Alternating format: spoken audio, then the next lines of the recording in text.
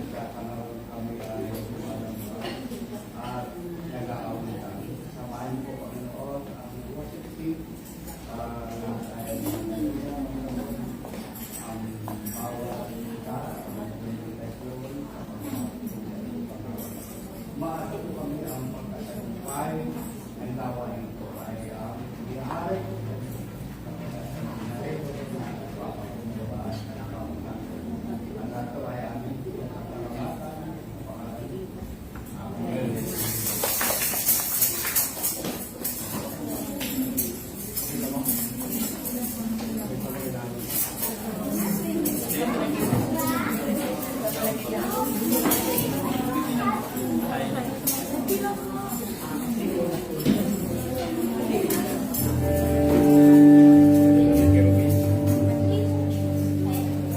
Sige po, magandang umaga po. Tayo po ay magsimula sa gawain ng ating Panginoon.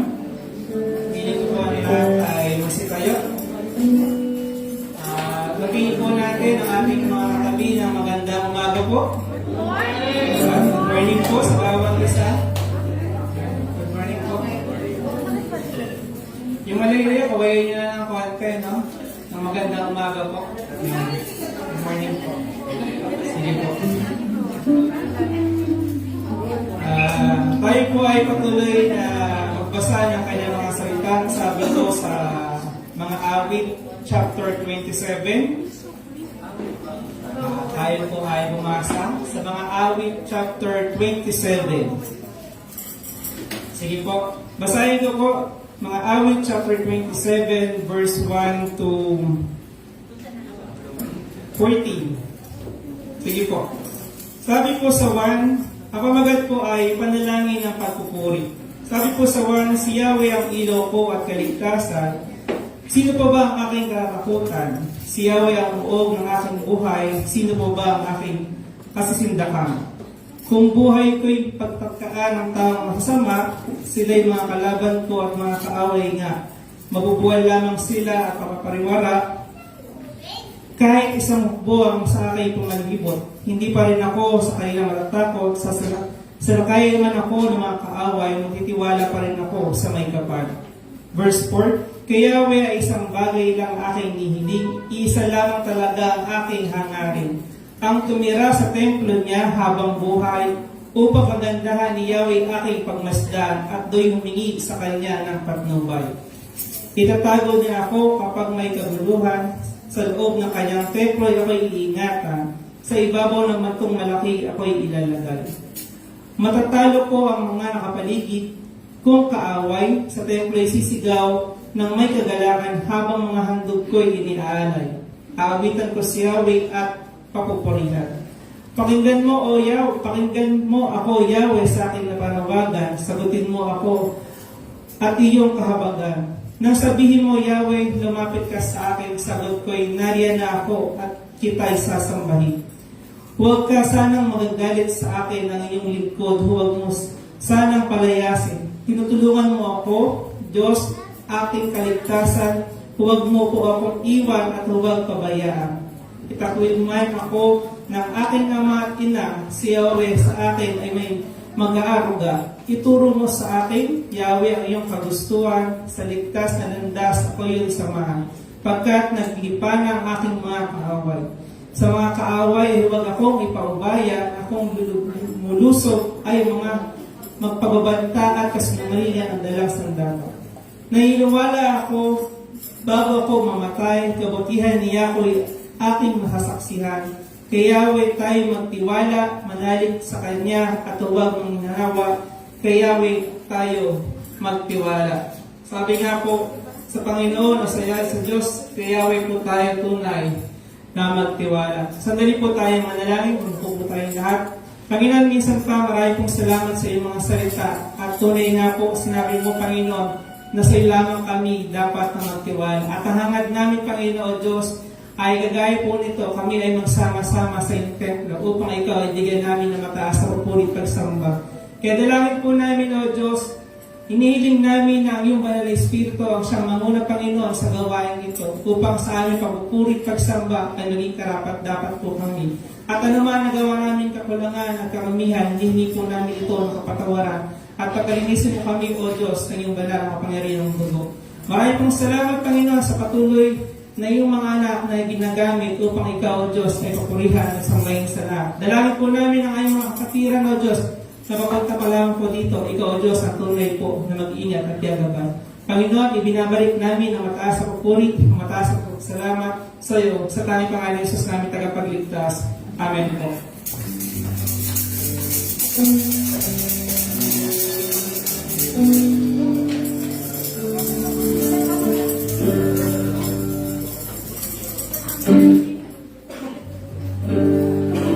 Yes, praise God.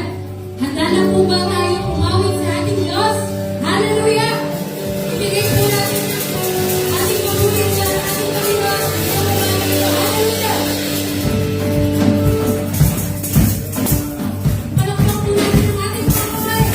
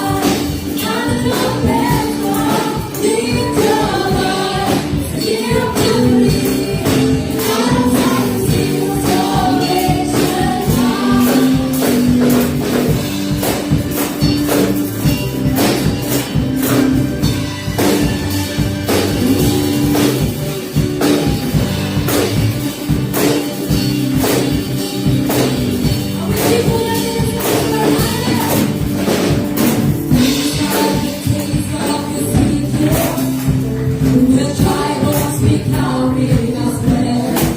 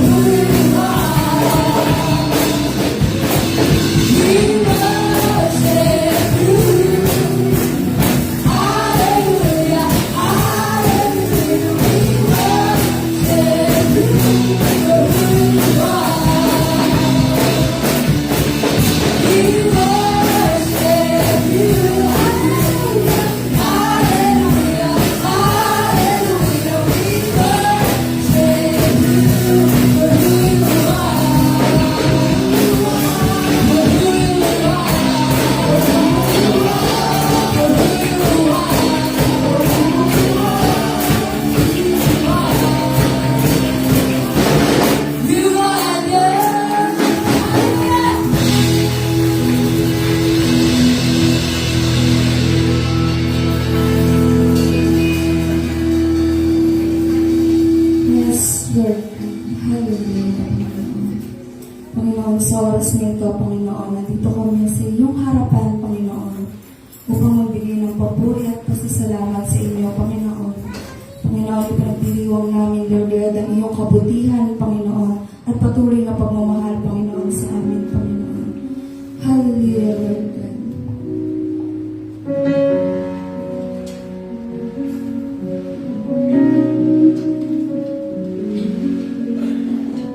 Tuloy po natin kawitan ang ating Diyos na buhay. I love you, Lord, for your mercy never fails me. All my days I've been held in your hands. From the moment that I wake up till I lay my head, I will sing of the goodness of God.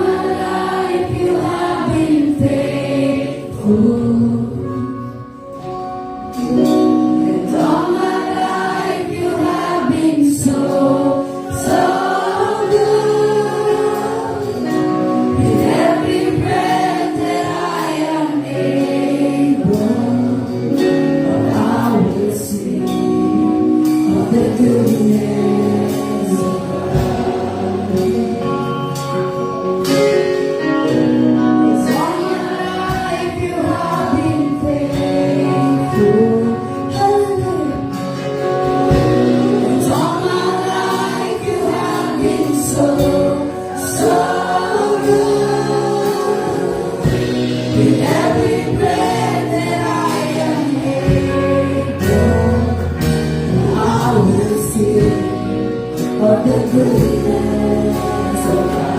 Muli pa. It's all my life you have been faithful. And all my life you have been so, so good. With every breath that I am able, I will sing of the goodness of God. I will sing of the goodness of God. I will sing of the goodness of God. Hallelujah, Lord God. Patuloy, Lord God, ang iyong kabutihan, Panginoon, ay patuloy na dumagaloy sa aming mga puso, Panginoon. Patuloy namin nararamdaman ang iyong presensya, Panginoon.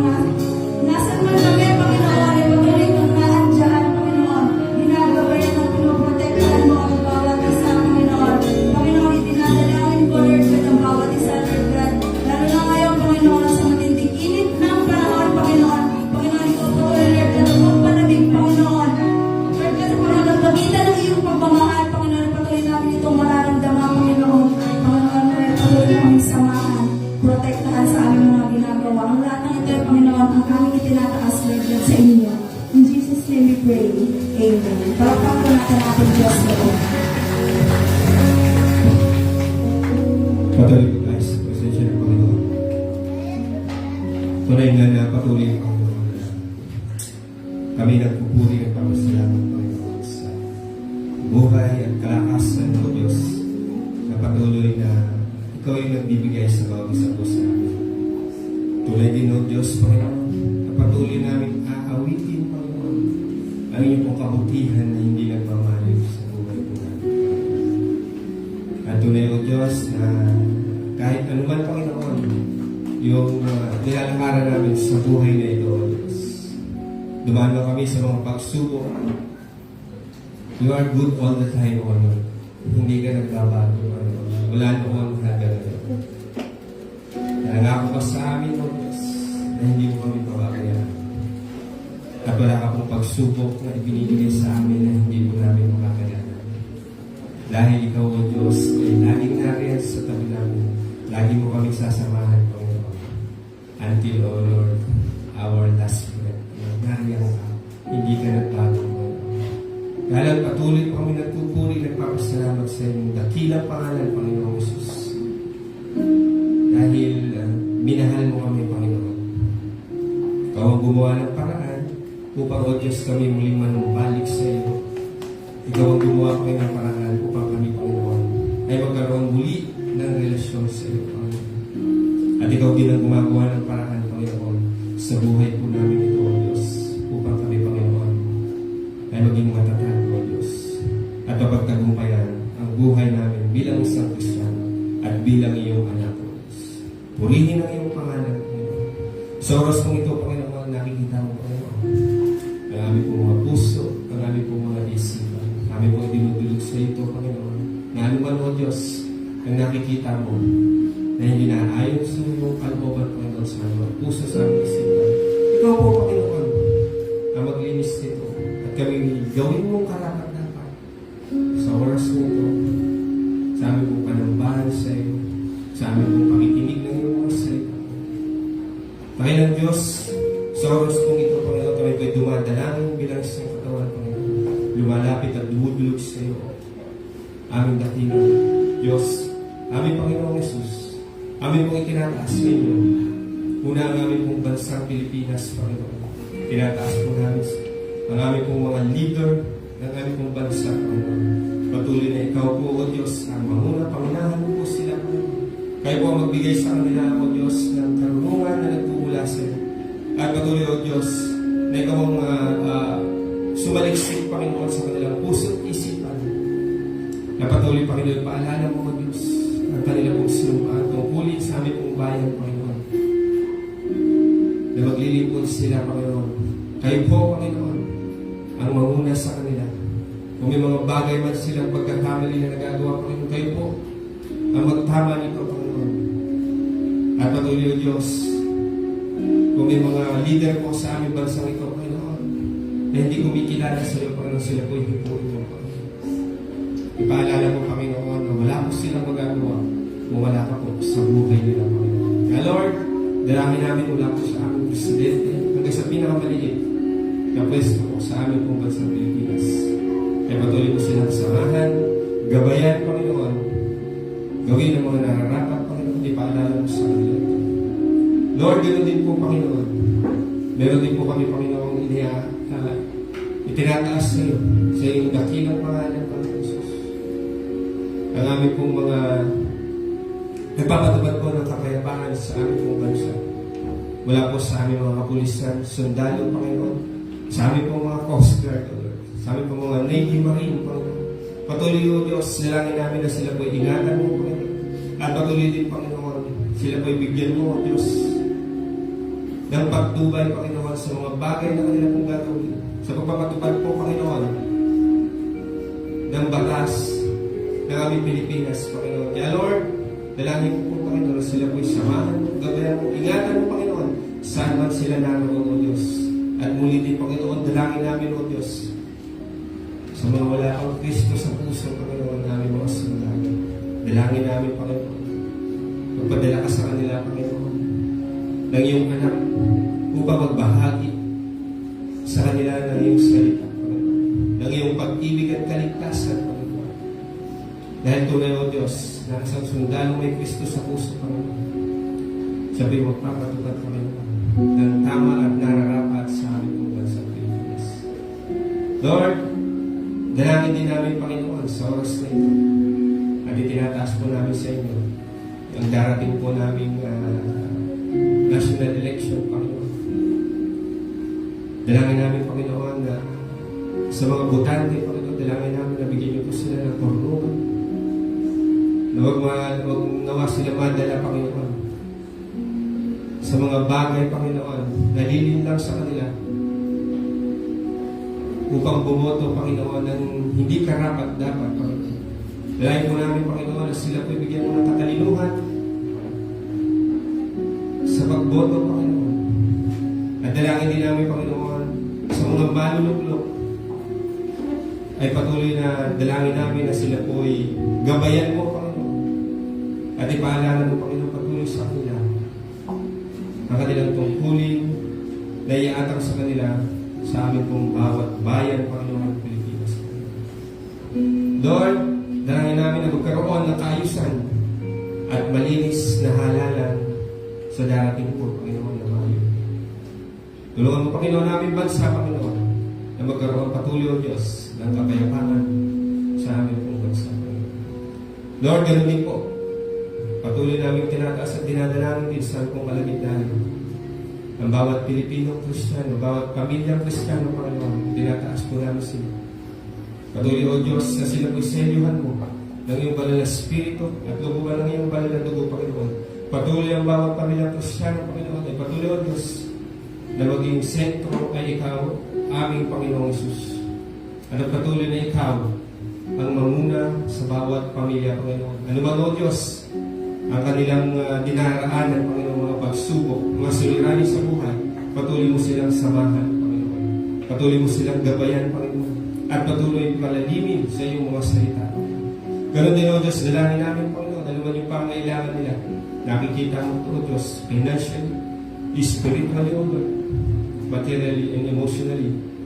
Patuloy mo ipagkaloob sa kanila, Panginoon. Ganon din naman, Panginoon, sa mga kapatiran namin, Panginoon, na nakakaranas po, Panginoon, ng mga karamdaman,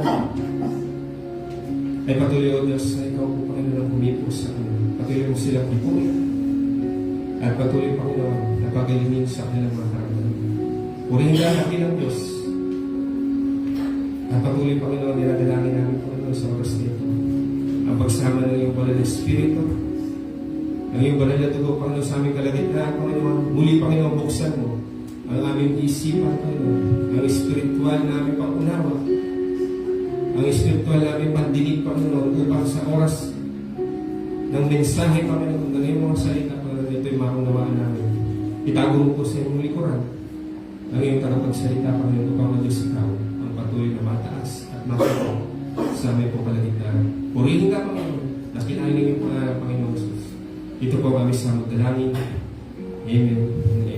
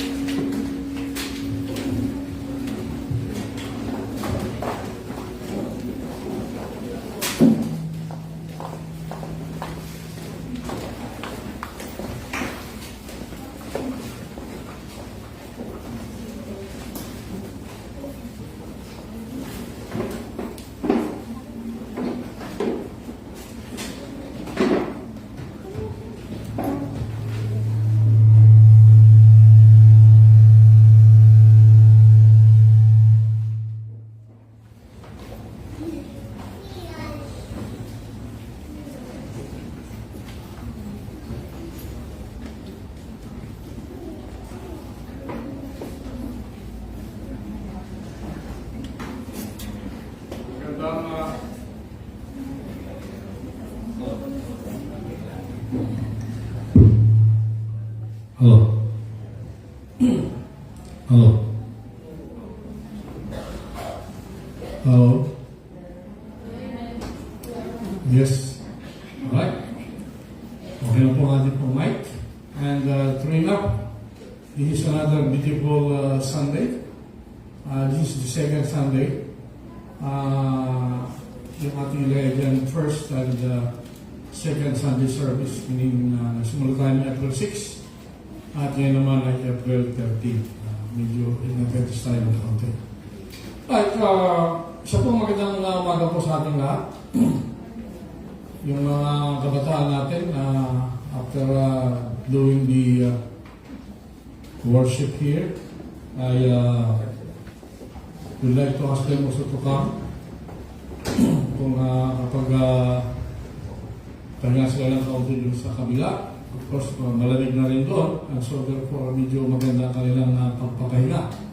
Unlike before na after ng kanilang pag-awit, pagpunta sa kabila ay mainit. By this time, medyo malamig na. Ganun din siguro, after a while, makakasama muli natin sila. Well, anyway, unahan po natin ang ating pong review of what we have. Nasa Genesis series pa rin tayo mga kapatid at sabay tayo sa pulo. At tutuloy natin, nagsimula po tayo sa 39, 40 at saka sa ngayon po ay nasa 41 po tayo. But before moving on, ay tayo muna po ay lumapit sa ating pong may kapal. Panginoon, kami po ay maling dumutulog sa harapan at humiling, Panginoon, ang inyong pong patuloy na pamumuno sa gawain na ay pong ginaganap sa umaga pong ito. At sa aming pong pag-aaral ito, ay dalayan po natin, Panginoon, ikaw maging sentro ng aming kisipan at walang namang distraction na mga galing sa labas o dito man na maaaring mag-hinder, Panginoon, ng aming pong pakikinig, pag-aaral ng iyong salita, Panginoon. Tuloy nga po, Panginoon, na nararapat ang bawat isa ay patuloy na lumakad sa Spirit katotohanan sa magitan, Panginoon, ng patuloy na pakikinig, pag-aaral, at pagsishare ng magandang balita sa aming pong kapwa, lalo na sa mga tao, hindi po nakakadinig ng magandang balita, Panginoon. Panginoon, maraming pong salamat at muli, kayo po aming pong makikita, kayo po aming pong madidinig sa aming pong gawain ito sa umaga pong ito. Binabalik po namin sa lahat ng papulit pag-aaral in Jesus' name. Amen. So here we are, mga kapatid, at ang ating pong pag-usapan ay tunay nga po na magbibigay sa atin ng mas malalim pagkaalaman sa mga sinasabi ng Panginoon tungkol po sa banal na kasulatan at ito nga po ay nakasentro sa Genesis. So Genesis, ibig po sabihin ito yung simula. At sa ating pong pag-aaral simula, ay nandito na po tayo sa chapter 39 at saka sa chapter 39, 40, and 41. So, lagi pamagat natin the last time ay check, moving forward. Yan. The Lord makes a difference. Ito po yung naging pamagat natin the last time at ito rin po yung pamagat natin sa ngayon. Moving on to chapter 41. Bakit po ang Panginoon ang siya pong nagiging sinasabi natin na because of Him ay talaga po makikita po natin ang pagkakaiba. The Lord makes a difference. At sa buhay po ng central figure ng ating po pinag-aralan na si Joseph, ito nga po ay makikita po natin na si Mubalong, siya nga po ay anak na ni Jacob, and then after that, siya nga po ay ibinenta sa mga grupo po ng mga businessmen on the way to Egypt. And in spite of that, naging maayos po na yung kanyang buhay at for a while, then he was in prison, then he interpreted the dreams ng dalawang katiwala ng hari, ang cupbearer at saka yung baker. Then after that, siya naman po ay nag-interpret din ng panaginip ng hari. Then after a while, na-interpret niya po yun. And then siya nga po ang ginawang prime minister ng buong Egypt para i-manage ang the years of plenty at saka yung the years of farming, yung taggutom, no? And then after that ay nagkaroon na po siya ng asawa na pinagkaloob sa kanya ng hari ng Egypt. And from there, doon po tayo titigil. Tingnan po natin muli ang ating mga pinag-aralan. Ayan. Bago tayo mag-review, basahin muna natin itong chapter 41 as a basis of us understanding. Muli, kailangan po natin magbasa. Kasi nga po, ang ginawa po natin dito is to delve on the different verses.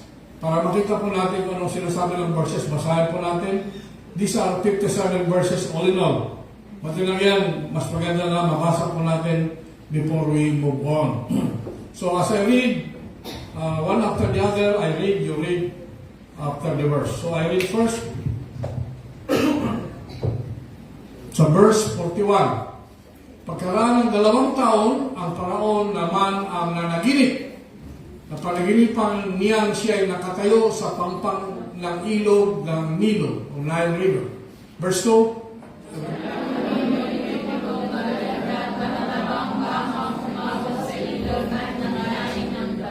right. Verse 4, umahon din mula sa ilog na iyon ang 7 pangit at payat na baka.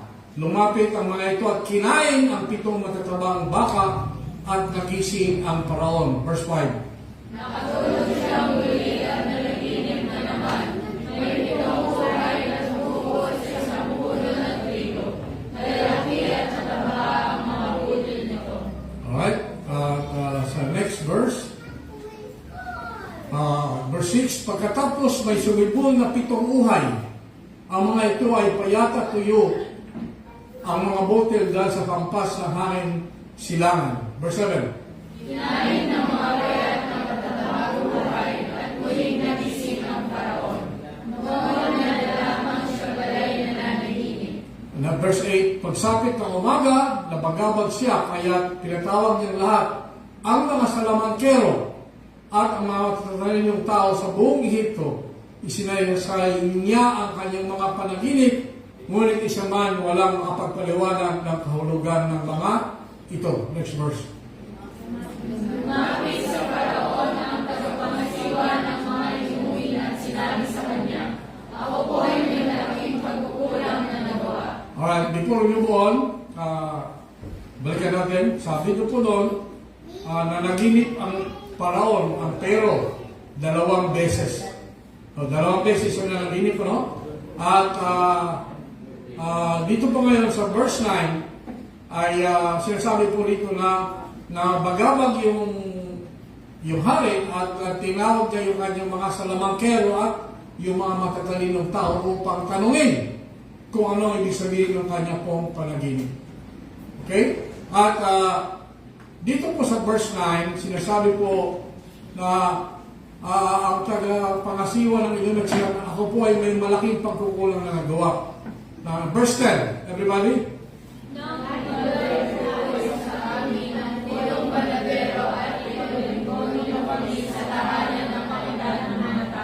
Ano 11, kami po ay parehong nanaginip. Verse 12.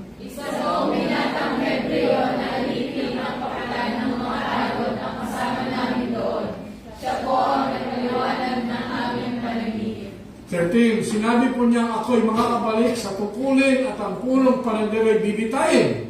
Nangyari pong lahat ang kanyang mga sinabi. Alright, dito sa verse 9, yung pong cupbearer, yung cupbearer po ay nung nagtatanong na yung hari kung ano ibig sabihin ng panaginip niya, no, naalala niya na nung siya pala ay nakakulong kasama nung panadero, no, ay meron palang isang Hebreo na ang pangalan ay si Joseph, at at that time nanaginip din sila, yung cupbearer at saka yung panadero. Alright? Nung nanaginip sila, ang nag-interpret nun ay walang iba kundi si Joseph. At nagkatotoo yung panaginip ni Joseph, ay yung interpretation ni Joseph. Ano po? Nagkatotoo po yun. Kung kaya nga po sabi niya, ako'y nagkamali at hindi ko po nasabi sa inyo ang tungkol dito. Alright? So let's go now to the next one. Nasa verse 14 na po tayo. Everybody?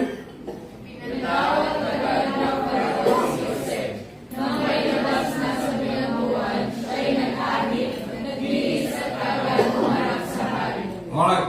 Dito po, sinasabi po rito na nung naikwento nung cupbearer na merong isang Hebrew na si Joseph ang nag-interpret ng aming pong panaginip at nagkatotoo.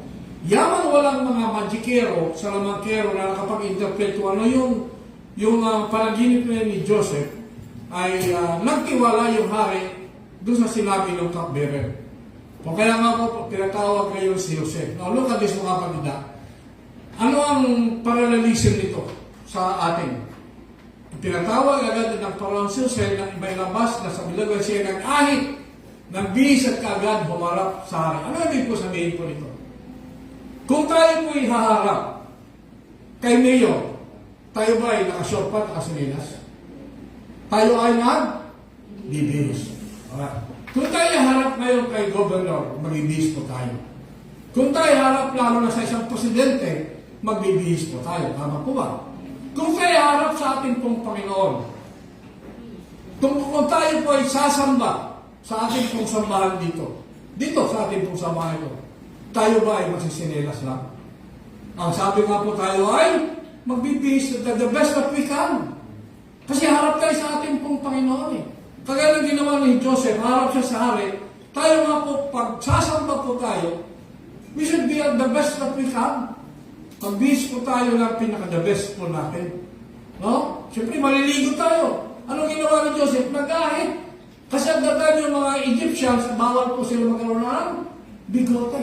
Kaya po si Joseph ay nag-ahit po. Ganon din po sa atin po. Putting that context our time today, dapat po maging maayos po tayo. Pupunta tayo na school, nagbibihis po tayo. Ginagalang po natin yung school. Ginagalang po natin si Governor, mahanap tayo sa kanya, si Mayor. Mas lalo na kung tayo piharap sa ating pong Panginoon. Dito pa lang, nakikita na po natin on how we approach God. Kaya nga po, tayo po ay magbihis po ng maayos. Right. In verse 15, everybody? Sinabi ng Paraon sa kanya, ako'y nanaginip, ngunit walang makapagsabi sa akin ang kahulugan niyo.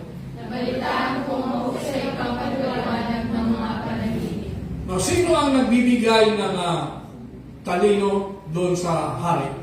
Ang Diyos po natin ang nagbigay po ng insight kay sa hari na ipatawag si Joseph sapagkat yun ang sinabi po ng cupbearer.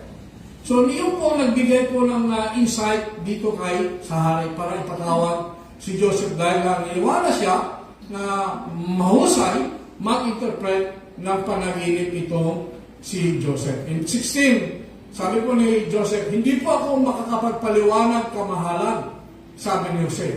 Ang Diyos po ang siyang magbibigay ng katugunan sa inyong katanungan. Now, tingnan po natin ulit itong konteksto po nito mga kapatid. Ano yung pinapakita dyan ni Joseph? Ang pagpapakong baba. Hindi po siya nagyayabang, kaya ko yan. No, hindi po niya ginawa yun. Ang sinasabi niya, ang Diyos po ang siya nagbibigay ng katagunan sa inyong katanungan. So, the honor, the credit for that, the praise, no, the glory is not in Him, but pointing towards our God. Ganon din po tayo mga kapatid, putting the context in our life today, huwag po tayo magbayabang sa ating pong natututunan. Matuto po tayo magpakumbaba. Kung ano po yung narating natin sa ngayon, ay dahil po yan sa biyaya at grasya po ng ating pong Panginoon at wala tayong karapatang ipagyabang na lahat po yan. Ang pera po natin, ang talino po natin, ang gandang lalaki po natin, ang gandang babae po natin, ang ating physical fitness, everything that we have, hindi po natin dapat ipagyabang yan sapagkat yan ay pag-aari po ng ating pong Panginoon. At hindi po natin pag-aari. Kaya po ang sinasabi po rin Jose, credit is not with me, pero ngayon nasa ating pong Panginoon. 17. Everybody.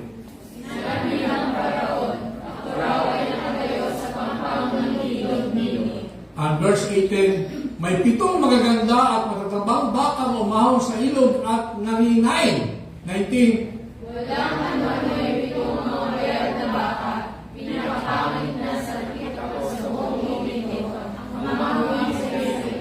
And 20, kinain ng mga payat ang matatabang baka. 21.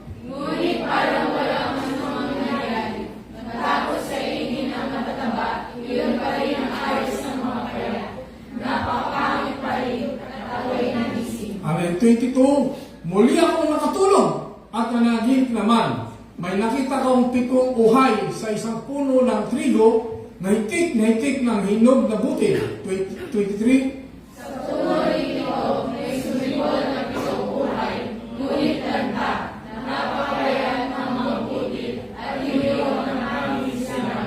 and 24, kinain ng mga payat na uhay ang matatabang uhay.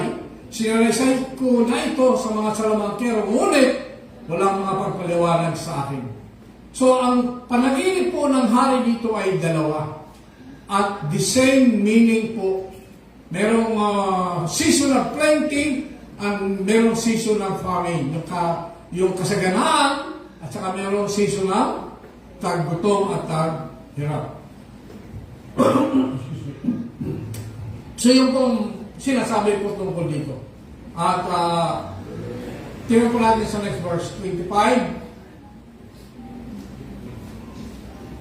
Everybody.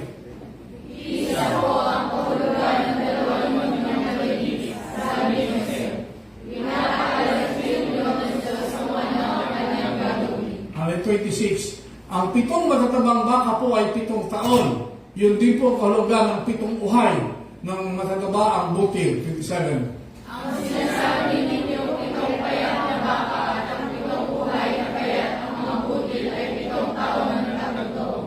28. Gaya ng sinabi ko sa inyo, yan po ang gagawin ng Diyos. 29. And 30. Ang kasunod naman ito ay 7 taon na tagutom. At dahil sa kapinsalaan, idudulot ito, malilimutan na sa Ehipto ang nagdaang panahong kasaganaan. 31.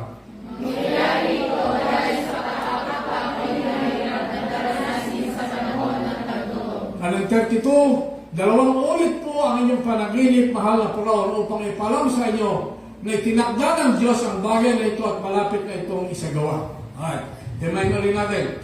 So, 2 panaginip at ito pong mga sinasabing kasaganaan at saka taghirap sa pagkain, kagutuman. Ito po yung putting this context, ayon po sa ibang mga commentaries, tribulation po ito. May tribulation period. So, during this tribulation period, ang sinasabi po rito na katakot-takot ang hirap na daranasin sa panahon ng tagutom. So much ang mangyayari. Now, are we in the tribulation period now? Hindi natin masabi. So, maaaring sinasabi ng iba, pero it is not yet the time. Now, 2 ulit po ang hirap na daranasin sa panahon ng tagutom. 2 beses. Dalawang ulit po ang inyong panaginip, mahal na paraon upang ipaalam sa inyo na ang mga ito ay tinakda ng Diyos. Ibig sabihin, ang lahat po ito ay tinakda po ng Diyos according to His will, according to His plan. At malapit niya na itong isagawa. So, mangyayari po ito ang sinabi. Now, let's go to the next. 33. Everybody?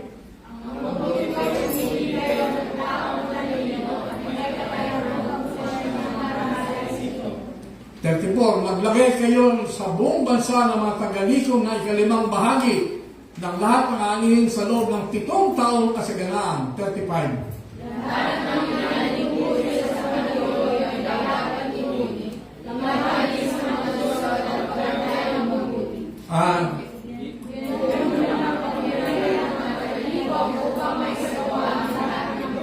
Alright, at ang 36, ang maipong pagkain ay ilaan para sa 7 taon ng tagutom na tiyak na darating sa Ehipto. Sa gayon, hindi mamamatay sa gutom ang mga mamamayan sa buong bansa. Again, tingnan po natin na po ang paralelisin nito sa ating kapanahonan sa ngayon. Ang sinasabi po dyan ay mag-appoint ng mamamahala. Kasi yung naisabi ni Joseph na ito yung mangyayari, sinabi ngayon ng hari na ikaw ang pwedeng mamahala dahil ikaw nakakalam. Sapagat nagbigay din po ng suggestion si Joseph. Ang sabi niya, ikalimang bahagi ng lahat ng anihin sa loob ng 7 taon. Ngayon, tingnan po natin yung mga kapatid. Sa atin din ganun din po, sa buhay po natin sa ngayon. Kung at the time na tayo ba'y may kasaganaan, matuto tayong mag-ipon. Mag-ipon po ng pera po natin. Kung ikaw ay may trabaho, anticipate mo later on, baka ikaw ay ma-terminate sa trabaho. Anticipate mo rin kapatid na yung katawan po natin ay maghihina. Tatanda tayo. So sa ngayon, baka pa tayo, ingatan po natin yung katawan natin, huwag natin abusoy that at the end of the day, mamamatay tayo, manghihina tayo, so paano na? Kung magkasakit ka na, saan ka huhugot na yung pang-hospital? Isipin po natin yan. Dapat din po na mag-prepare po tayo. Kaya nga po meron tayong insurance. Kaya nga po, sa trabaho po natin, meron po tayong mga benepisyo na tatanggap, pang-hospital, etc. At yung anak po natin, pinapag-aaral po natin na mabuti sapagkat investment po natin yung anak po natin. Later on, pag naturuan po natin sila ng magandang katuruan, sila lang po ay magtitake good care para po sa atin. Ganun lang po ang cycle po ng buhay po natin eh. Ngunit kung ang mga anak po natin, hindi po natin naturuan ng maayos, at the end of the day, instead na makatulong sa atin yan, sila pa magiging problema po natin. Kaya nga po, habang tayo nasa kasaganaan pa sa ngayon, matuto tayo mag-impok, matuto tayo mag-ipon, at huwag tayo mag-abuso ng ating pong katawan, sigarilyo, alak, na po. Kailangan po natin, i-prepare po natin yung sarili po natin pagdating ng oras na tayo po ay nanghihina. Alright? So, tayo ay nandun na sa anong number tayo? 37 na. Alright, let's go to 37. Everybody.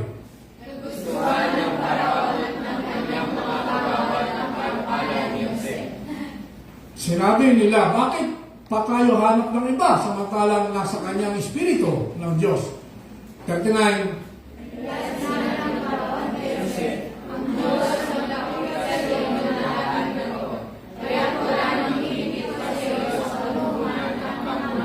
And in 40, ikaw ang pamamanahin ko sa buong bansa at susundin ka ng lahat. Ang aking trono lamang ang hindi mapapasa iyo. 41. And in 42, inalis sa Parao sa kanyang galeri ang singsing na pangtatak at isinulot niya kay Jose. Binilisin niya ito ng damit ng lino at sinabitan ng gintong kwintas sa leeg. No, himayin ulit po natin ito. Right. So wala nang ibang hahanapin pa na mamamahala sa pag-imbak ng pagkain. Wala na kundi si Jose po lamang. Sapagkat pinagkatiwala sa kanya ng Espiritu ng Panginoon. Yun po sinasabi. Kaya sinasabi niya dito na binigyan po ng authority si Jose. At siya na po naging Prime Minister, tagapagpatupad no, ng lahat ng plano ng buong Ehipto. At si Jose ang gaganap nito. Ngayon, ano ang katibayan na si Jose ang gaganap dito? Yung signet ring. Ang ibig po nang sabihin ng signet ring, yung sinasabi po dyan, yung pangtatak na singsing. Yung signet ring, kagaya po ng hilo ng singsing po ito. Ang ibig po sabihin ng signet ring at that time, ay ito pa mayroong pangtatak. Pag ang isang papel, tinatakan po ng singsing ng hari, itinatak ng ganon, ito na yung pinaka-authentic authority ng tao. May papel na malaki. Ito yung sinasabi po ng hari. Kung wala po yung tatak ng signet ring, hindi ko masasabing yan ay tunay na instruction ng hari. Kaya, meron pong pangtatak. Sa ngayon, anong ginagamit? Pangtatak. Pag meron po tayong mga papeles, sino po may pirma doon? Sino nag-authenticate? Di ba yung abogado at meron po siyang pangtatak po doon? Yun po yun, ay ibig sabihin po ng signet ring. At yan nga po ang nakay Jose. Yun po yung kanya pong authority.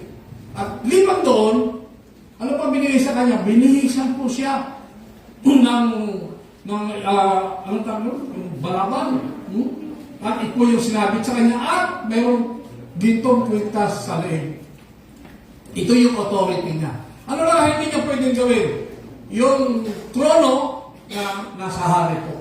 Yung ulit, pangalawa doon sa trono, kay Jose na po ang lahat po yan. So makikita po natin dito, pinigyan po ng authority si Jose. Imagine, from a poor boy, mahirap lang po siya, at from the time, ay siya nga po ay nabilanggo, at matapos sa bilanggo, napreso po siya. Ito ngayon, siya na yung prime minister ng buong Ehipto.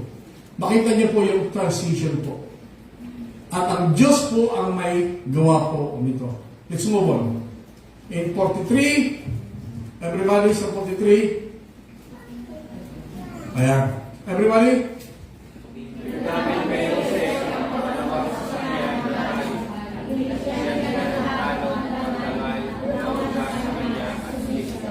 Alright.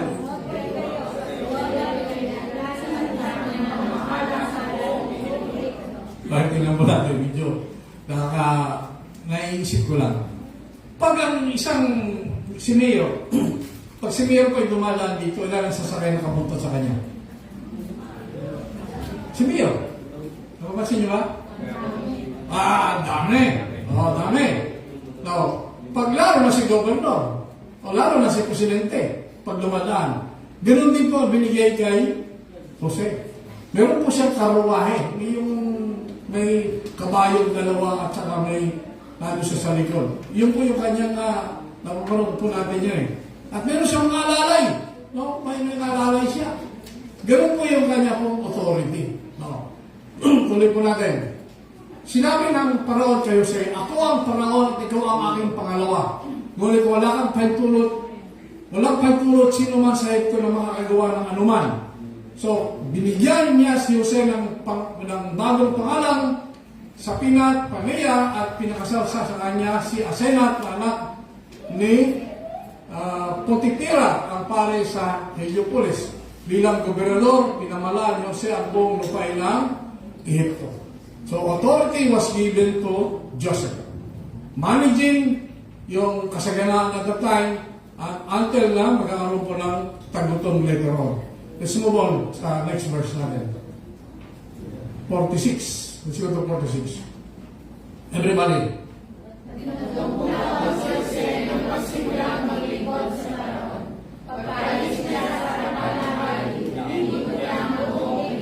Alright, 47. 7 taon na nag-amin ang sagana sa buong lupain. 48.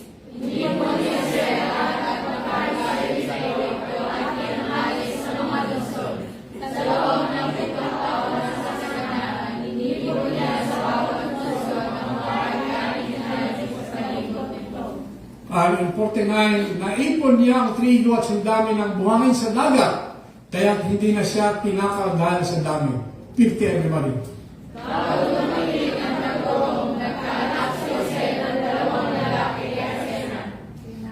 Tinawag niya ang Manasis ang panganay sapagkat sinabi niya, Dilog ng Diyos na malimot ko ang aking naging hirap sa bahay ng aking ama. 57, 52.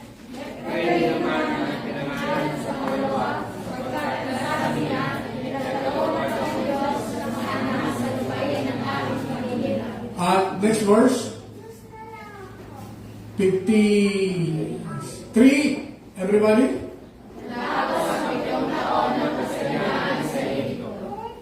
And in 54, at sumunod ang 7 taong tagutom, tulad ng sinabi ni Jose, ngunit sa buong Hipto, may pagkain, samantalang tagutom sa ibang bansa. In 55,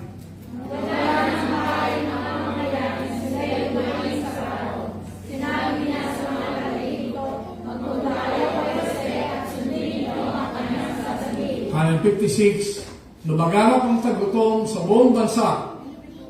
Binuksan ni Jose ang lahat ng mga kamalig at pinagbilag ng trigo ang mga taga-Ehipto. Paluba ng paluba ang tagutom sa buong Ehipto. 57, lumaganap din ito sa ibang bansa.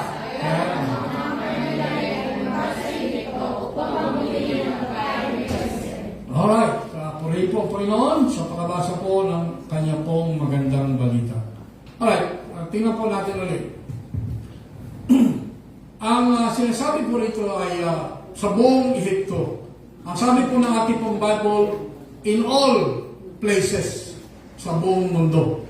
So, ganun po nangyari. So, hindi lang po ito sa Ehipto nangyari, kundi sa buong mundo. Kung kaya nga po nung meron ng tagutom sa buong Ehipto at saka sa mga ibang bansa, ano po? So, ang mga tao ngayon ay dumain kay Haring Paraon. Pero nung dumain sa kanya, sino itinuro niya? Jose, magpunta kayo kay Jose. Sapagkat si Jose ang bahala sa inyo. So with that, pinagbilan niya ng mga trigo, pagkain, ang mga taga-ibang bansa. At of course, yung kanilang mga kababayan. So with that, binigyan din si Jose ng asawa, ng gobernador, ng hari. Ang pangalan ay si Asenat at nagkaroon po siya ng 2 anak. Ang Manase, meaning forgetfulness. Ang ibig sabihin po ng Manase at ang ibig po sabihin ng Ephraim ay dalawa po yan. Ang ibig sabihin ng ang Ephraim po ang ibig sabihin ay parang kinalimutan niya na. No? Meron tayo sa English translation niya. Yung ibig po sabihin ng Ephraim. Manase ang Ephraim. Alright, moving on. So, sa ating pong pag-aaral ay sinimulan po natin. Let's go back to these slides. Yung una po ay sharing God's blessing. We took that out. Then, overcoming great temptation. Ito yung tinukso siya ng asawa ni Potiphar. Then, in Roman numeral 3, then, enduring justice, nakakulong siya dyan, and learning to wait, then learning to interpret. Interpret niya yung panaginip ng cupbearer at saka ng baker. And then, letter C, learning to trust God. Now, tuloy tayo. Then, in Roman numeral 4, expecting God to work. At dito na nga po, ito na nga po yung ating pong pag-aaralan sa ngayon. God gave 2 dreams to Pharaoh. Yun po yung sinabi natin kanina. Then in letter B, God reminded the cupbearer about Joseph. So, ang nagbigay po ng reminder sa cupbearer ay ang ating pong Panginoon. At ang Panginoon din ang nagbigay po ng insight kay Pharaoh in letter C para ipatawag si Joseph para siya po ang magbigay ng interpretation. In letter D, God moved Pharaoh to choose Joseph. Pinili ni Parao si Jose sapagkat siya naman talaga ang nakakaalam. At yung panghuli, and verse in number 5, forgiving and forgetting. Forgiving ay ang si Manase, forgetting ay si Ephraim. Tuloy tayo. Let us jump sa 41 agad. I-move natin yung slide, please. 41. Punta tayo sa 41. Ayan. Roman numeral 4, expecting God to work. Now, tingnan po natin ito. Now, God gave Pharaoh 2 dreams. Right. So, 2 taon have passed and Joseph is still working in the prison house waiting for something to happen. Nag-aantay po doon si Joseph. At ano bang nangyari? Now, let's go there. Next slide. But when things started to happen, no, nangyayari na po, nag-buo na. Ang Panginoon po ang gumagalaw po rito. For God's time had come to activate His plans for Joseph. So may plano po ang Panginoon kay Joseph. Kung nakakulong siya, and then after that, ay may panaginip yung hari, at ito nga po maliwanag na plano ng Panginoon para kay Joseph. At pinakita rito ang sovereignty of God. Now, God caused Pharaoh to have dreams that same night. 2 beses na naginip si Pharaoh. Vivid. Ibig sabihin, talagang parang aktual na nangyayari. With such rapidity, ibig sabihin, napakabilis in sequence that perplexed him. At napakabilis ang panaginip na hindi po ma-interpret ng mga magicians ng palasyo. Now, may mga tao, mga kapatid, na binigyan po ng understanding sa mga panalangin, sa mga dreams. Nakulang na ako ng letter D. But God's word that they were unable to interpret them. Itong mga magicians na ito ay marunong din mag-interpret, no? Mga salamangkero. Pero itong panaginip nito ng hari ay hindi po nila kayang i-interpret. So, God reminded the cupbearer about Joseph. So, si cupbearer ay binigyan ng insight ng Panginoon tungkol kay Joseph.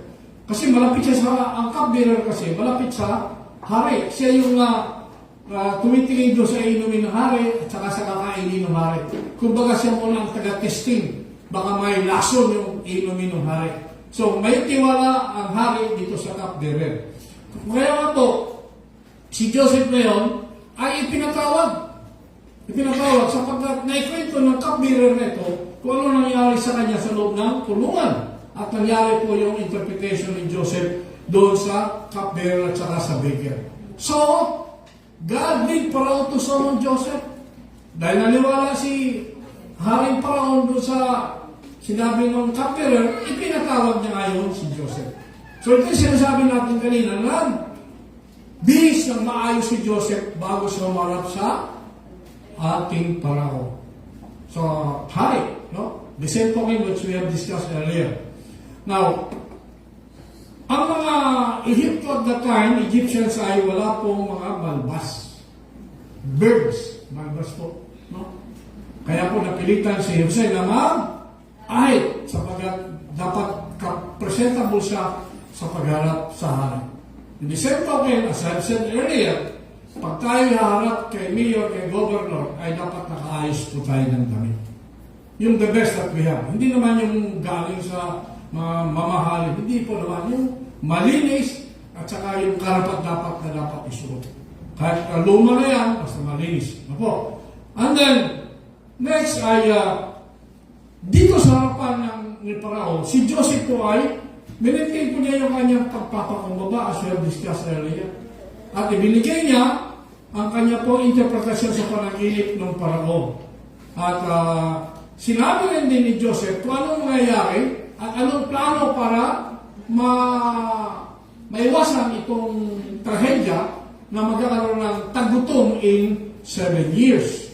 At si Joseph na po ay binigyan po ng hari ng tiwala. Kung kaya po si Joseph ay yung kanyang suggestion ay tinanggap ng hari. Sabi niya, ito yung ating pong gagawin. Yung ikalimang parte ay dapat iipon po natin. Now, so, anong ginawa ni Pharaoh? Sabi niya, appointed niya si Joseph. Ito yung suggestion ni Joseph. No? Pangalawa, at magkakaroon ng mga assistant. So, si Joseph, ang mamamahala, Prime Minister, marami siyang mga assistant, several commissioners. Now, para sa atin din, ganun din po ang mangyayari. Dito sa church po natin, o kahit na kay mayor, kay governor, Si Mayor, si Governor, hindi nila kayang gawin yung mag-isa. Meron silang mga assistant na mamamahala sa baba. Sa church natin is the same. Ang pastor po ay hindi niya kaya pamahalaan ang lahat. That is why meron tayong mga elders. Meron tayong mga deacons na tumutulong sa pastor para po pamahalaan po natin ang ating pong church. Ganon din po sa isang pamilya. Kaya yung papa, yung tatay, ay meron pong misis na katuon niya sa pagmamalis po ng kanya pong pamilya. At yung mga anak po natin as they grow older, sila binibigyan po natin ng responsibility. So ganoon po ang ipinakita po dito sa pagkakaroon po ng mga commissioners na mamamahala po sa buong Ehipto. At ang pangatlo na suggestion na tinanggap po naman ni Parao, na ang mga pagkain ni kalimang parte ay dapat mailagay sa isang storage.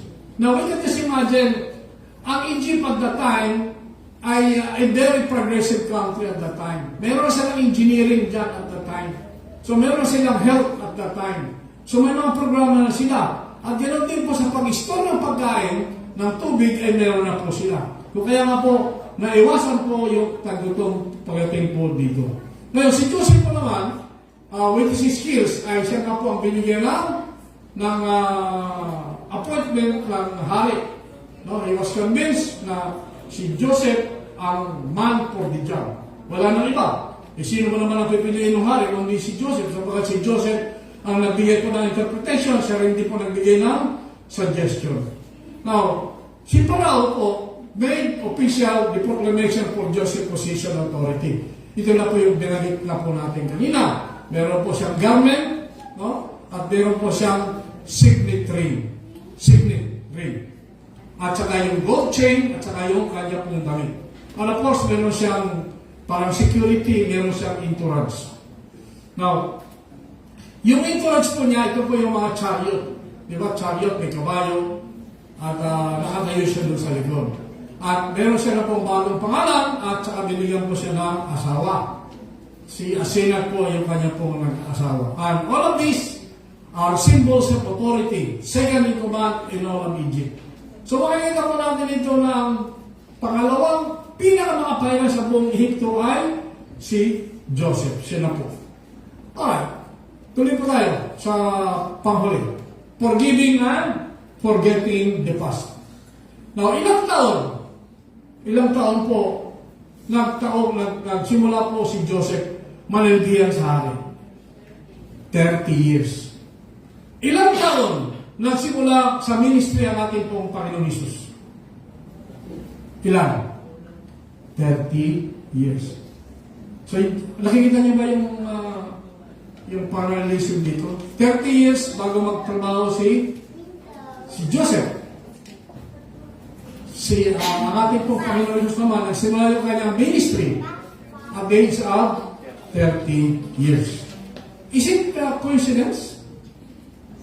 Yung 7 years of tribulation, at saka yung 7 years of good harvest, saka famine, is it by coincidence? No. Kasama po yan sa plano ng ating pong Panginoon. Now, let's go to number 1. He brought blessings to Potiphar's house unto the people in Israel. Ayan.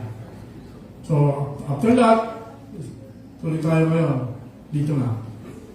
So, doon sa bahay po ni Potiphar, at the time, nung unang-una siya nakapunta sa Egypt, mayroong blessing po doon kay Potiphar's house. At sa lahat ng mga tao po doon. At doon dito po, in-overcome niya ang temptation. No? Sapagkat tinukso siya ng asawa ni Potiphar, but he was able to do that. At yun ang pag-diniscuss natin the last time. Now, pangatlo po, Joseph was a man of faith. He expected God to work and he was ready and obedient when the call came. So, nakakulong siya. Was there patience on him? Yes. Nakakulong siya, may patience po siya doon, nagtyaga po siya. Nag-antay siya. He waited for God. And when the call came, ito na nga po, pinatawag na po siya ng hari. Na-discuss natin the last time na nung na-interpret niya yung sinabi yung panalangin ng cupbearer. Sinabi niya, pag naandun ka na sa hari, huwag mo ko kalimutan, ha? Sinabi niya ito sa cupbearer. Sabi ng cupbearer, ay, makakaasa ka. Pag ako'y na-restore doon sa aking pwesto sa hari, ay hindi kita kakalimutan. Pero nakalimutan siya ng cupbearer for 2 years.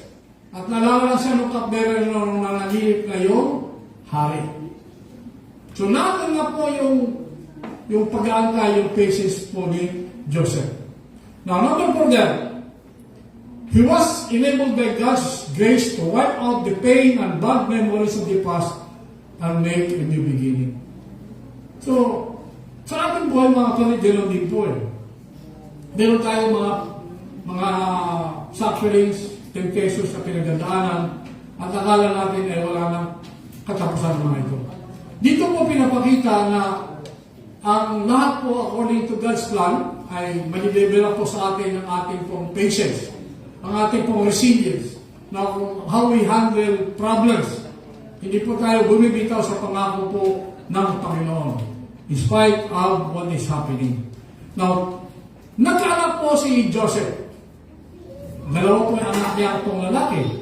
Ang ibig po sabihin ng manasi meaning forgetting. Nakalimutan niya na po ang lahat po na nangyari sa kanya. No? Kinalimutan niya na po yun. Yung ginawa sa kanya ng kanyang kapatid, yung ginawa sa kanyang asawa ni Potiphar, yung pagkakulong sa kanya, kinalimutan na po yun. Hello? Tayo ba ay kumakalimot sa mga may nagawang masama sa atin?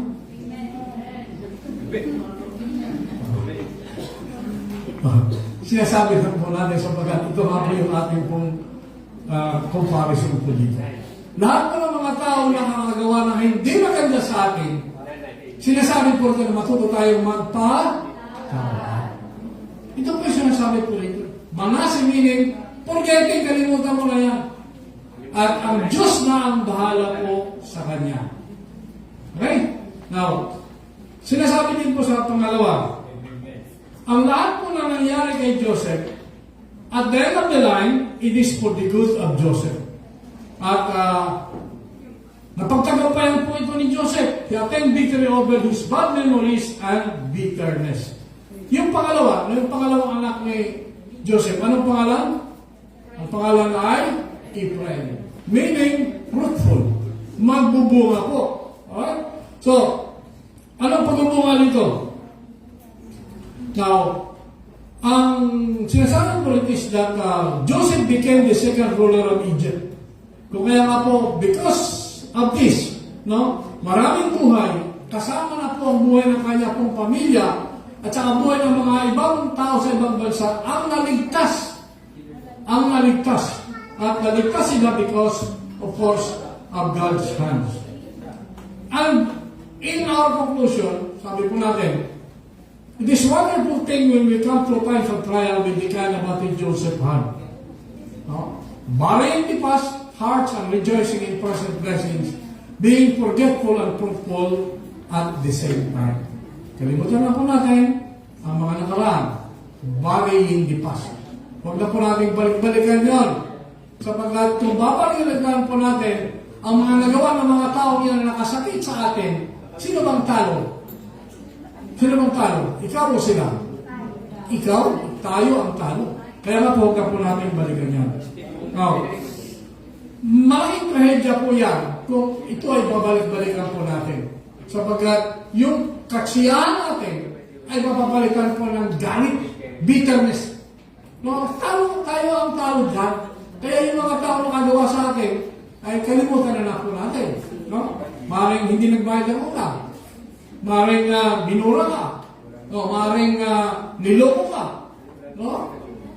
Patawarin na po natin sila. Now, sabi po dyan, we need to take off the old hearts and put on the new attitude of faith and love just as Joseph lay aside his prison clothes. Yung pag-lay aside yung prison clothes, parang ibang pangalan po ito eh. No po? Ibig ko sabihin, yung kanya pong pagkakulong, ang sama po nyo doon ay kinalimutan niya.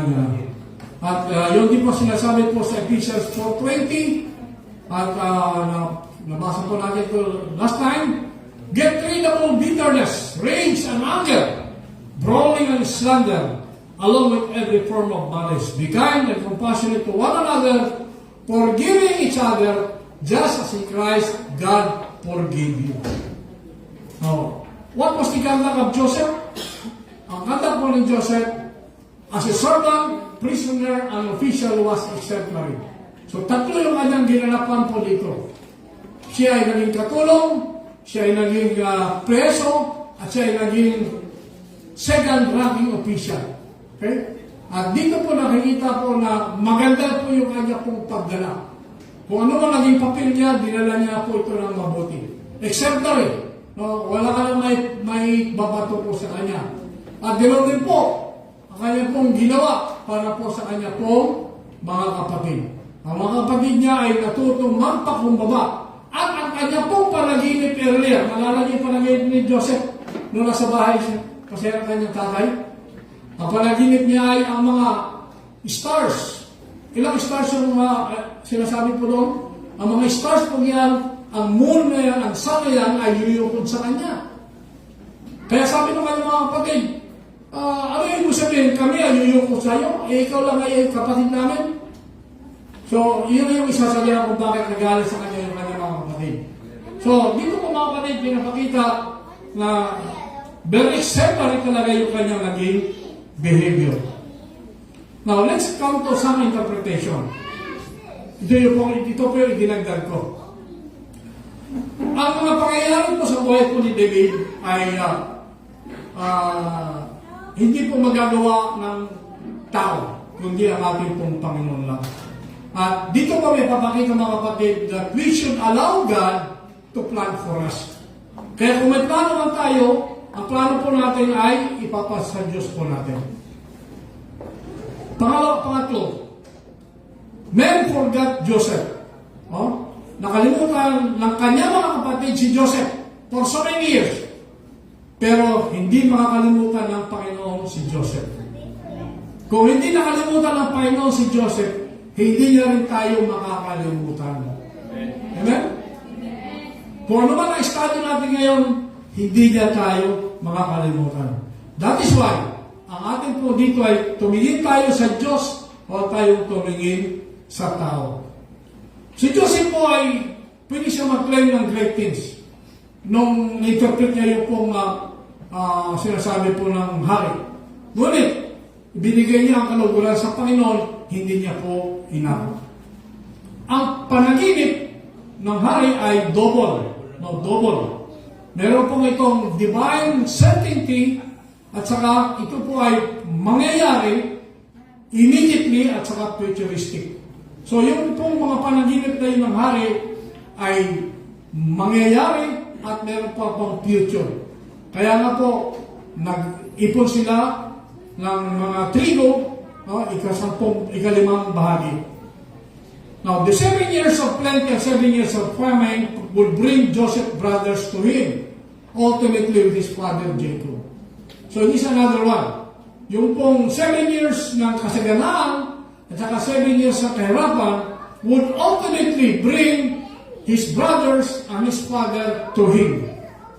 So, nandun nga po yung pagluhod, pagyukod ng ulo ng kanyang mga kapatid sa kanyang tatay, sa kanya according to his dream.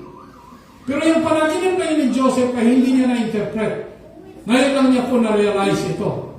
Now, the 7 years of famine point to the coming years of tribulation period prophesied by Daniel and foretold by our Lord. So, nabanggit natin kanina yan, na yung kasaganaan at saka yung famine is a semblance of the 7 years tribulation that will be coming. Now, the 7 years of which God's number of perfection, ang 7 years, mga kapatid, is a perfect number according to God. Okay, you follow me? Ang 7 years, ang 7 is a perfect number. Now, ito rin po ay tutungkol din po sa 7 years of tribulation. So, perfect number, saka 7 years of tribulation. Now, the 7 years of plenty could also refer to tremendous harvest of souls. So, sa yung 7 years of plenty, another interpretation is that ito ay po ay maging harvest of souls. Dadami po ang souls na maha-harvest po dito. Doon sa sinasabi po na 7 years of harvest, good harvest. Another interpretation is that sa period po itong 7 years, bago ang tribulation, ay nandito po ang tremendous harvest of souls. When is this coming? I do not know. Nobody knows kung kailan ito darating. But that 7 years, ito po ay tremendous harvest of souls. Maraming mga kaluluwa ang maliligtas during this period. Now, si Joseph po ay humarap sa hari at the age of 30. Our Lord began His ministry at the age of 30.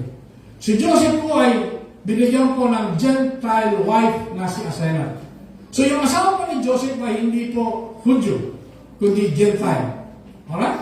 Ngayon, ang church po natin, ang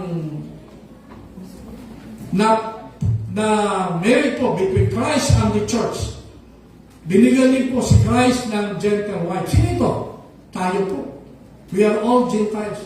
Hindi po tayo yung ang sinasabi po doon na pinili. Hindi po tayo. Tayo po yung Gentiles. Under such time na tayo po ay tumanggap sa Kanya bilang Panginoon na tagapagligtas. Yung dalawang anak ni Joseph, Manasseh at saka si Ephraim, yung kanya pong dalawang anak nito ay forgetfulness at saka fruitfulness, which I have said earlier. Now, this is indicative of his spiritual condition.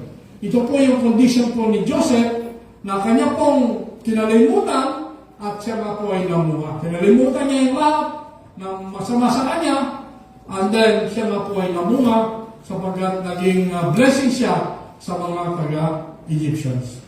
Lastly, sabi po, while there were no doubt many reasons for the famine, no? Maraming dahilan kung bakit nagkaroon po ng tagutom. At least, one primary reason is to bring Jacob and his family to Egypt, just as the coming tribulation will bring Israel to Christ. Hello? Medyo, itong pinag-usapan po natin ay ang talagang pag-aaral ng salita po ng ating pong Panginoon. We just hope na nagkaroon tayo ng malalim na kaalaman sapagkat kailangan po natin anumayan ang mga ito. Kung ano nangyayari sa Old Testament, titingnan po natin sa future kung ano nangyayari din po sa ating pong panahon. On that note, tayo ay magtatapos and we will move on sa chapter 42 ng Genesis sa susunod na mga araw. Bigyan po natin ang lahat ng kapurihan, lahat ng kaluguran sa ating pong Panginoon, sa pangalan ni Jesus natin pong Panginoon na tagapagligtas. Tayo ay manalangin.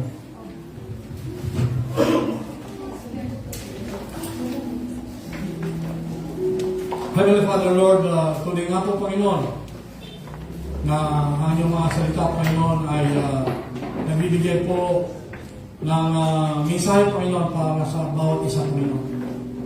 Ang aming Panginoon ay tumulan sa amin po Panginoon Jesus as imitators of Christ. At pinapakita Panginoon na kami Panginoon ay may mga pagdaraanan sa amin pong buhay at sa amin mga pagdaraanan ito Panginoon ay nandun Panginoon ang magiging karakter, behavior ng bawat isa na kami Panginoon mananatiling tapat sa inyo Panginoon.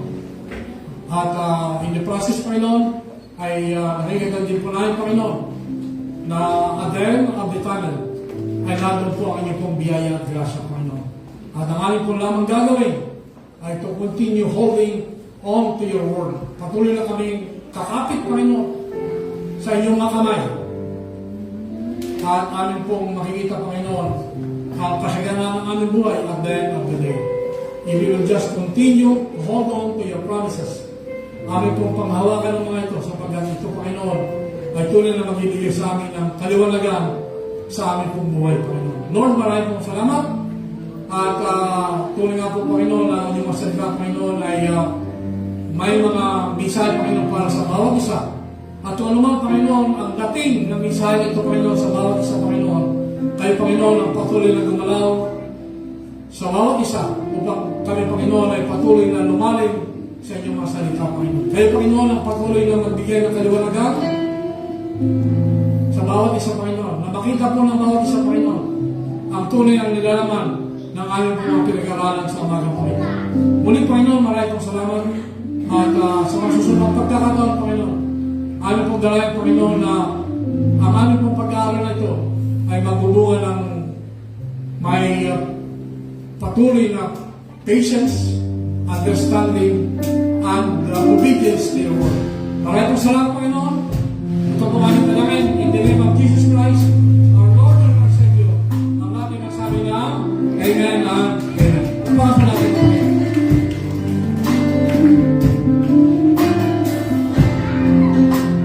Sige po, tayo bigay umawit sa ating Diyos.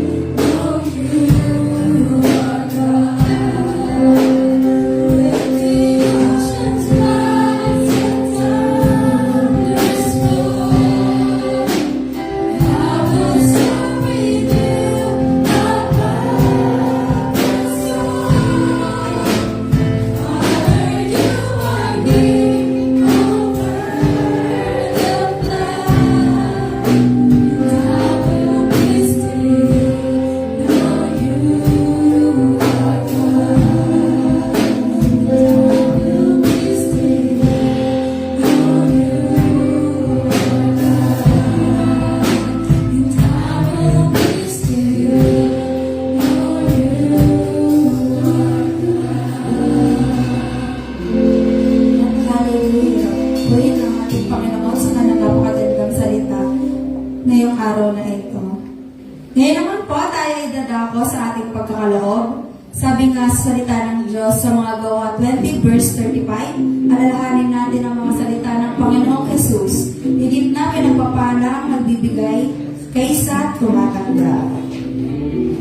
Tayo po ay magbigay sa ating Diyos.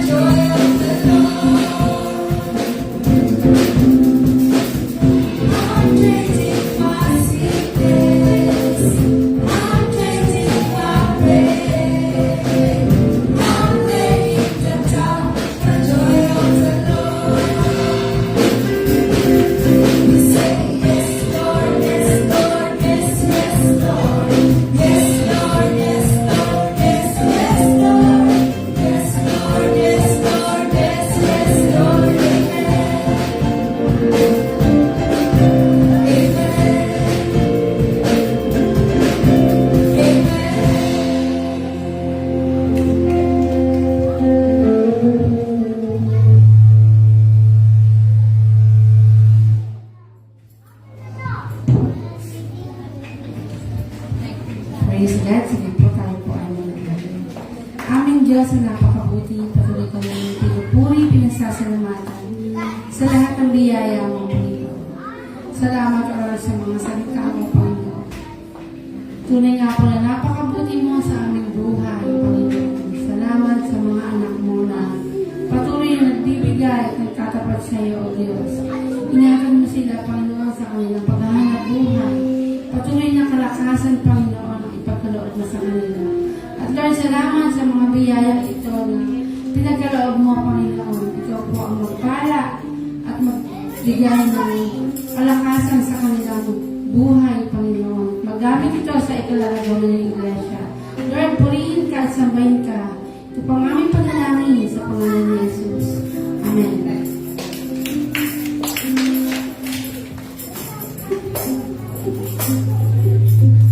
Ayan, para naman po sa ating mga announcement, every Wednesday po, tuloy pa rin po ang gawain, prayer meeting, 6 p.m. onwards po. Every Saturday, ang practice po ng praise and worship team, at ang oras naman po ay nakadepende po sa availability ng bawat isa. And every Sunday po, ang ating Sunday school ay 9 a.m. to 9:30 a.m. at ang Sunday service po ay 9:30 a.m. to 11:30 a.m. po. Ayan po yung youth camp po na magaganap sa April 17 to 19 sa San Pablo City po. Mamaya po lahat po ng mga campers na kasama sa youth camp, meron po tayo pre-departure orientation mamaya sa CBCC main po after service. I-monitor po nila yung attendance, kaya dapat po lahat tayo ay umattend talaga. Ayan po, Resurrection Sunday, next week na po yan. April 20, 2025, 5 a.m. to 7:30 a.m. sa CBCC main po. At ang CBCC Family Day po ay sa May 1, 2025, 8 a.m. to 5 p.m. sa Pancho Vida po sa may Sala, Cabuyao. Pastor, meron pa po bang karagdagang announcement?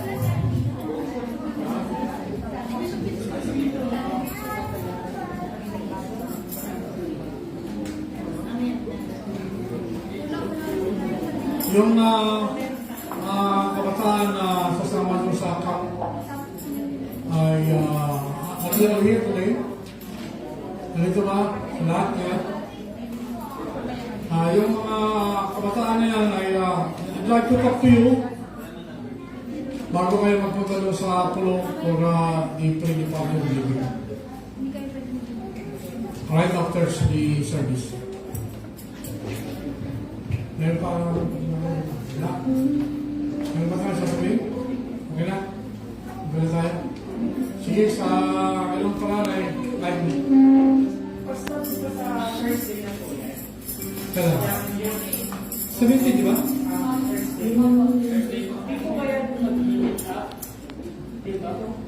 Kaya nga pag-usapan natin. Kasi pati sasakyan pa eh. Right? So, pag-usapan natin sa mga campers natin. Right after the service, mag-usap tayo.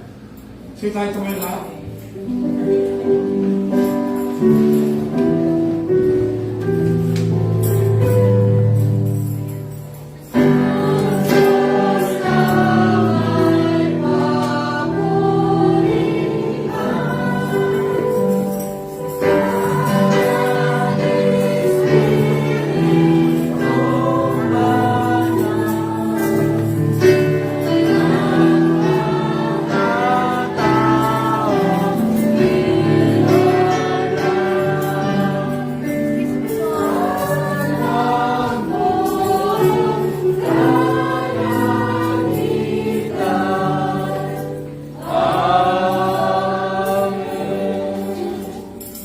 Maraming po salamat sa ilang Diyos sa patuloy na aming pagpulit salamat sa iyo sa aming kalugbahan.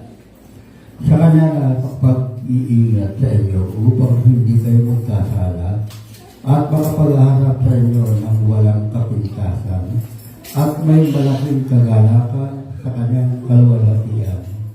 Sa isang Diyos na ating tagapagligtas, pamagitan ng Jesucristo na Panginoon natin, sa Kanya ang kaluwalhatian, kadakilaan, kapamalaan at kapangyarihan mula pa noong una, ngayon at magpakailanman.